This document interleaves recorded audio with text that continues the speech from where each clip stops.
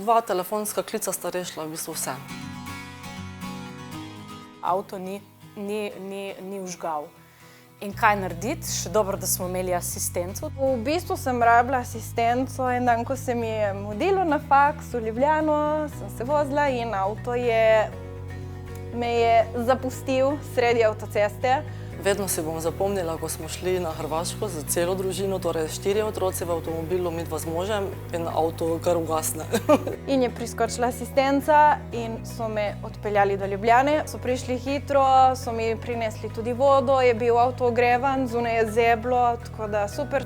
2 telefonska klica sta rešila v bistvu vse. Zelo hitro so nam poslali pomoč, vse se je uredilo in smo prišli čisto vsi lepo domov, so nas pripeljali v stanovanje. In je pač asistenčna služba in zavarovalnica poskrbela, da je bil tisti dopust nepozaben in od takrat naprej ga ni dvoma, da ne bi sklenila avtomobilskega zavarovanja brez avtomobilske asistence. Za avtoasistenco sem se odločil, odkar imam otroka, da bi v izogib problemom in da ne bi kje obtičal na sredini ceste po noči za več ur.